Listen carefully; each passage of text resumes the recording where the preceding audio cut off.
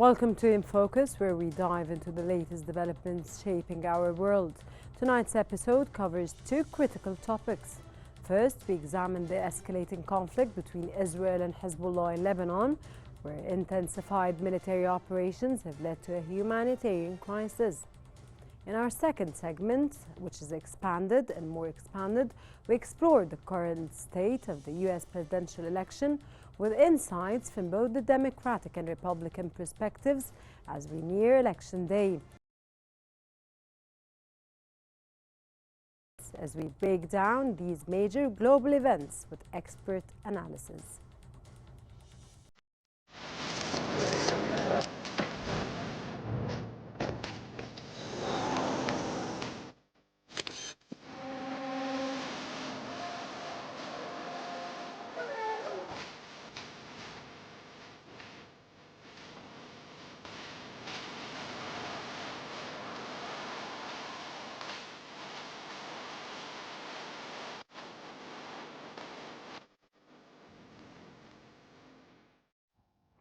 As the conflict in Lebanon intensifies, the toll on civilians and infrastructure continues to grow.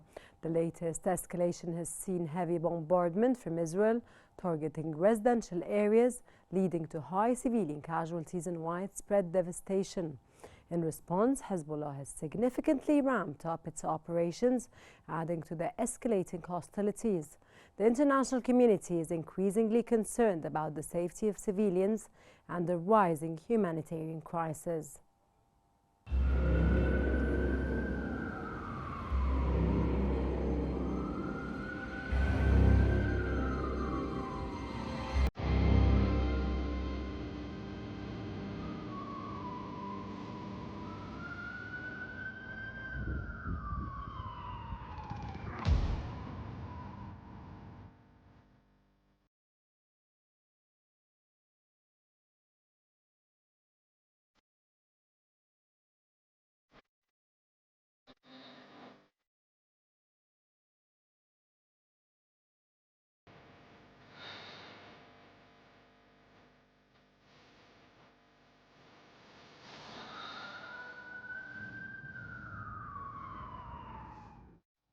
According to a recent report from The Guardian, hunger in Lebanon could soar as a result of the ongoing Israeli military onslaught.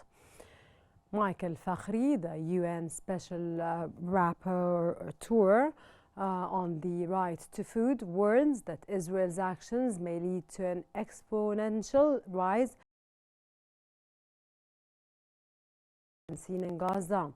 Fakhri states that Israel has the ability to starve Lebanon like it has starved Palestinians in Gaza.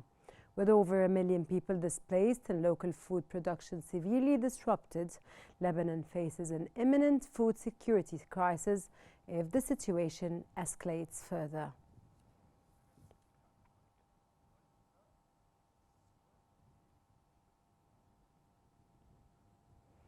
To discuss the developments and their far-reaching consequences, we're joined by John Faghli, a researcher at the Mashriq Center. A very good day, Mr. John.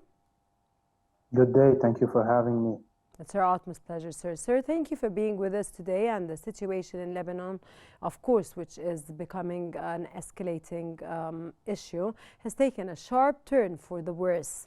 Could you start by giving us an overview of the latest developments in the conflict, especially the impact on the civilians, which is, of course, the target of everyone that's witnessing what's taking place in Lebanon? Well, as you have mentioned before, it's obvious that the situation is getting out of hand. It's getting worse, especially now that Israel has expanded its bombings on more areas in Lebanon, not just Hezbollah controlled areas in the south and in the Bekaa. For instance, today they bombed a village in North Lebanon where internally displaced people have been killed. The toll is 8 deaths. Israel uses the argument that some refugees are members or part of Hezbollah. So this is a recurring theme that we will see later on, that some internally displaced people are Hezbollah members. Therefore, Israel will set them as targets, and thus they will bomb more areas in Lebanon, not just exclusively Shia areas, also Christian and Sunni and Druze areas as well. Sir, I read that The Guardian mentioned that Michael Fakhri states that Israel has the ability to starve Lebanon like it has starved Palestinians in Gaza. How do you read this, sir, and what's your intake? It is, of course, obvious what Israel is capable of. We have seen it So over is a it year. capable of starving Lebanon? More than that, I think if that scenario were to happen, I don't think the Lebanese government, unfortunately, is capable of preventing that. And that's the main issue, actually. I mean, we can focus all day on Israel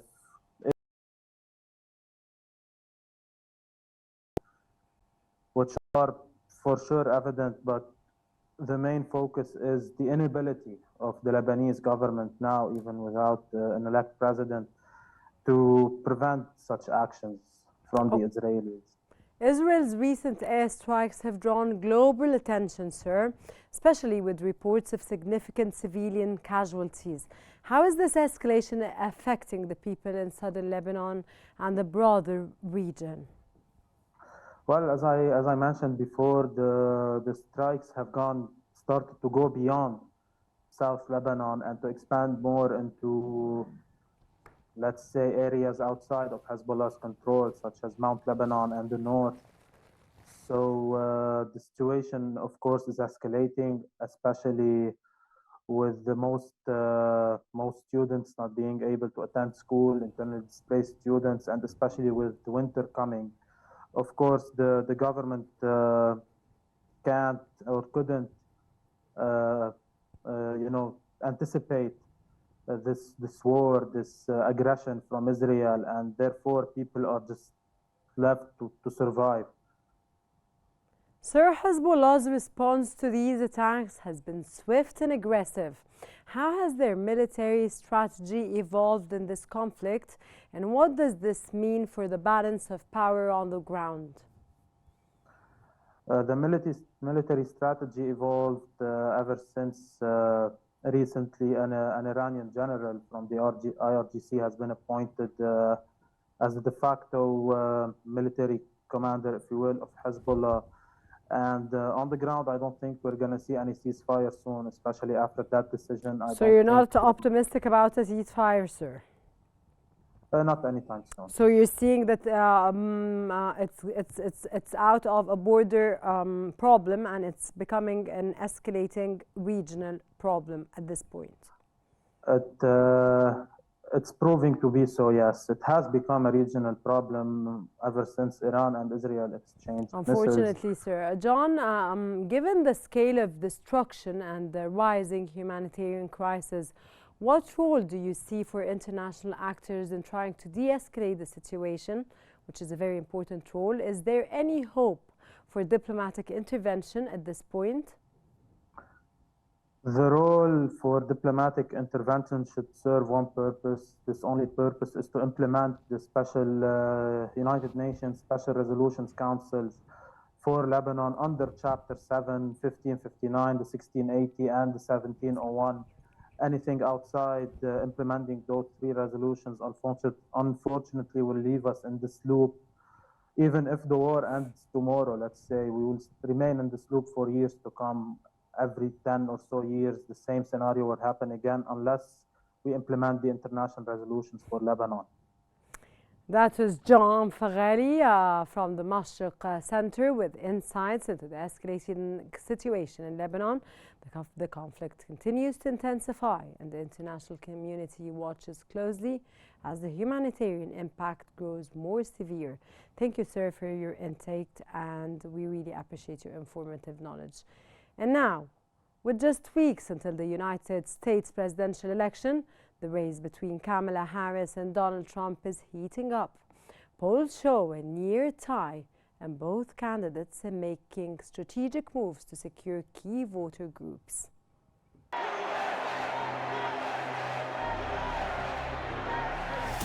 accept your nomination to be President of the United States of America.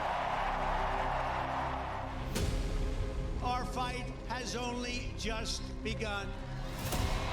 I will ensure America always has the strongest, most lethal fighting force in the world. If Kamala wins the election, the worst is yet to come. I said, who am I running against? Harris. I said, who the hell is Harris? You don't know. I will not cozy up to tyrants and dictators like Kim Jong-un who are rooting for Trump.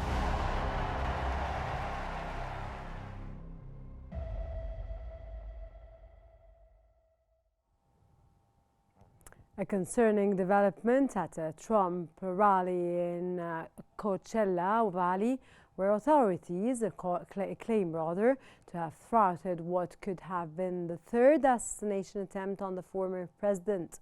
According to The Independent, a man named Vem Miller, 49 years old, was apprehended near the rally with firearms and fake passports. Miller, however, insists he meant no harm, identifying himself as an artist and a Trump supporter.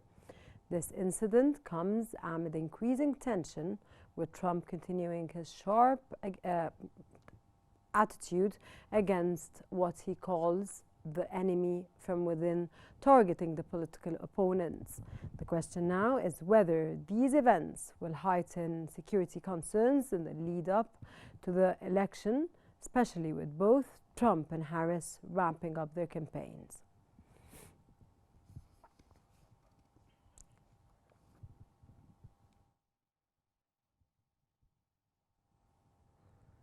In this expanded segment, we'll discuss the latest developments in the election with two guests offering insights from both sides of the political spectrum.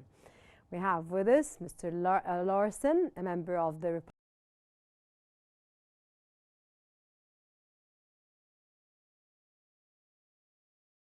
with us on our show in focus.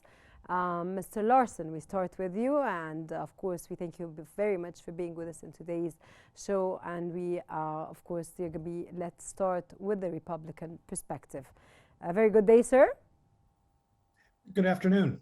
Good afternoon, sir. Sir, polls indicate that Trump has regained ground after, of course, trailing Kamala Harris for months.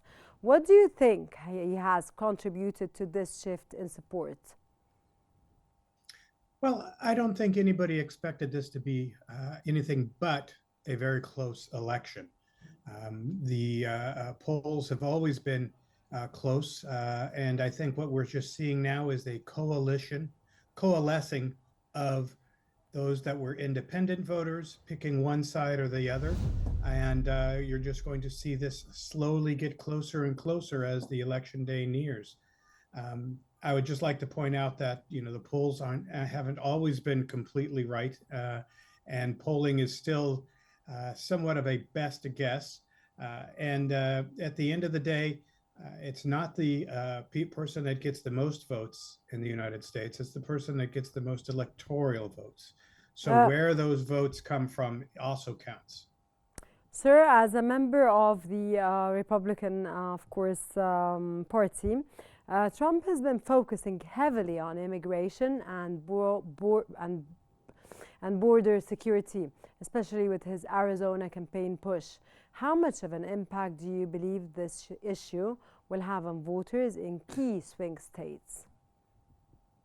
Well, there's a traditional saying amongst political consultants that Americans vote by their pocketbook. That means if economic times are good, they'll usually go with the incumbent. If they're bad, they'll go with a new choice. This year, though, I think is a little bit different. I think the issue of immigration is such a high point issue and target that I think people are more likely to vote control over the border, or whether they kind of go along with the Democratic idea that kind of more of an open border is an acceptable alternative. I think the majority of Americans support a controlled border, more legal aspects to controlling illegal immigration and legal immigration on our southern border. And I think in the long run, this issue favors the Republicans greatly, a lot more than it favors the Democrats. Mr. Larson, one of Trump's strongest voter bases is white, working class men. How is his campaign ensuring that this support remains solid, and is there any outreach to other key demographic groups? Oh, yes, I think, we've seen a large outreach to different groups, not just, white middle-aged men in the United States. He's made quite a big push into the African-American community and the Hispanic community. It may be hard to believe, but a lot of those people who are in the Hispanic community, who are legal citizens, legal residents in the United States, do not support illegal immigration. And so I think a big push has been made by the Trump campaign, by the Republican National Committee and other campaigns to bring those people into the Republican tent. Sir, as we can read, of course, a very tight at this point race between both candidates. Who are you optimistic about winning this presidential race at this point? Mr. Larson? Oh, I'm sorry. Could you repeat the question again? I was asking you, as we're running now and the race is very tight and there's no time, who do you think are you optimistic about running this U.S. presidential race at this point, Trump or Kamala? I think that the way that the wind is blowing, as we say, is favoring the former President Trump. I think as we get closer and closer to Election Day, those that are undecided are falling towards the former president's campaign. So I think it favors the way things are moving. I think it favors President Trump. Mr. Dark, welcome to our show, and it's our utmost pleasure to have you with us. Good to be here. Sir, of course, as an American expert affairs, it's a pleasure to have you with us. And let's turn to the Democratic side. Kamala Harris was leading in polls, but has seen a recent decline in support, especially among Latino and African American voters. What factors are contributing to this drop, and how is the campaign addressing it, sir? All right. Well, first, she hasn't seen a decline in support from those groups. What's happening is as we get closer to the elections and voters make up their minds, she is still trying to get to the same levels that Democrats have gotten in the past. So we won't say that it's declined until after the election. We have to remember that right now she is still getting upwards of 80% or more of the African American vote, for example. And as we get closer to the election, I think we'll see more of that.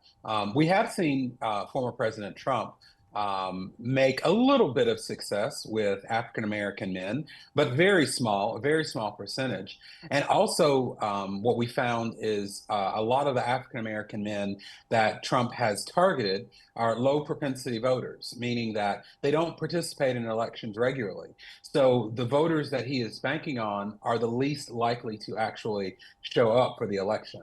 But I do think that probably Donald Trump will make more progress than any other Republican has with African American males, but it will be very small. Sir, you don't see any decline in support at this point? No, I see. I think Vice President Harris said it best herself, that she has to work for every vote, African Americans, white Americans, Latino Americans, and we see that she already has, as I said, 80% of the African American vote, and she is trying to increase that. And as we get closer to the election, so it's not declining, it's the fact that Kamala is trying to work on herself more to increase the voters. No, she is trying to make her case to all voters, including African Americans, because she doesn't believe any vote should be taken for granted. And former President Trump is doing that as well. He has made progress with African Americans, but both candidates are trying to get these people to vote. We have to remember, nobody's winning or losing now. The winning and losing takes place on the election. They're both trying to get as much support from these groups as they possibly can. Perfect, sir. Sir, how has been focusing on issues like trust in government and handling crises, especially in the aftermath of natural disasters? Do you think this messaging will resonate with voters in key battleground states? Yes, I think that voters in battleground states have seen that the Biden-Harris administration was providing resources and help before the storms hit. I think that it was really, really good for all voters, including Republican voters, to see President Biden working with Governor Ron DeSantis of Florida, for example, probably one of his biggest political enemies, working together. Same thing with very Republican Governor Kemp in Georgia. Telling the world in a press conference that Joe Biden was there when he needed it. And I think that in contrast to what we're seeing with Donald Trump, who is spreading rumors that are hurting a lot of people, including his own voters, when they see that compared with the leadership from the Biden-Harris administration, I think that will make a convincing case for many voters in the election. Mr. Larson, how do you read Mr. Dark, how do you read Donald Trump's comments, which hurts a lot of people, and the means of words that he throws over everyone? Well, I don't think they hurt people. I think what he's doing is showing that his view of where the United States is, which is a wrong track, as he would put it, is not good for the average American. We have seen a lot of people kind of put out into the open and losing their homes and their businesses, people without access to fuel, people without access to electricity.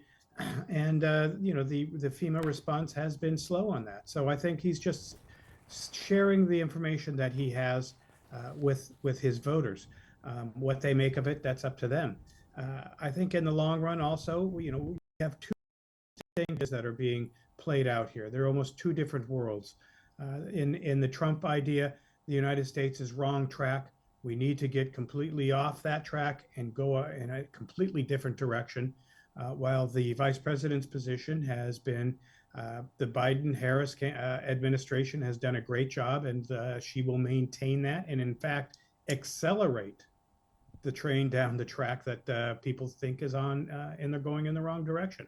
So those are the two different ideals that we see at play here. And as was said, as we get closer and closer to Election Day, those few people that remain on the fence, not knowing who they're going to vote, becomes a smaller and smaller and smaller group. And at the end of the day, it's going to be the person that can turn out the votes in the states that have the most electoral candidates. Back again to Mr. Dark, with both candidates campaigning heavily in swing states like Pennsylvania. What is Harris's strategy for securing support there, especially among undecided voters?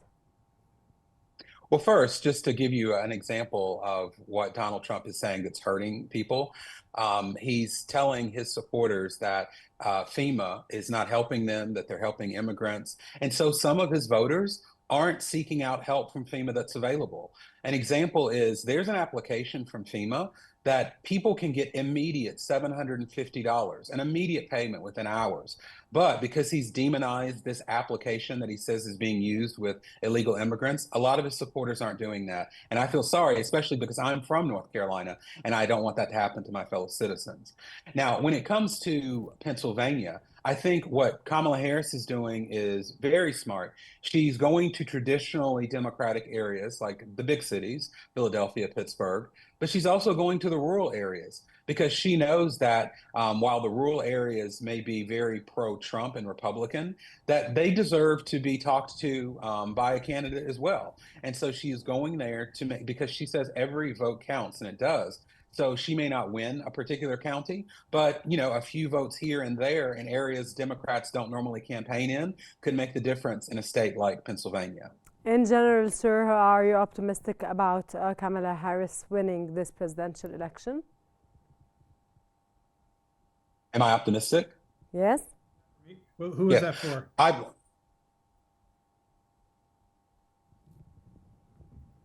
I think for me, yes. What I believe today is that the race is very tight. I believe that former President Trump and Vice President Harris could both win this. I think that if I had to choose, I would want to be in Kamala Harris's position for this reason. We know, and Donald Trump knows, that there is a limit to the support that he will have. The support that he has is very strong. I know that Trump voters will go out and support, but he is not going to get more than 46 or 47% of the vote. He never has, and he won't get it this time. With Kamala Harris, she has the potential of getting more votes because she doesn't have that limitation. But once again, both candidates have to get those votes in those areas, and either candidate could win, although I think Kamala Harris has a better shot. Thank you very much, sir. And of course, we wish you all best of luck. That was Leif Larson and Clavin Dark, providing perspectives from both sides of the U.S. political divide. As the elections approaches, we will continue to cover the latest developments. Stay tuned for more. Thank you for joining us on this episode of In Focus. From the escalating conflict in Lebanon to the tight U.S. presidential race, these issues will continue to shape our world in the weeks to come. Be sure to tune in next time for more analysis and expert perspectives. Thank you very much for watching.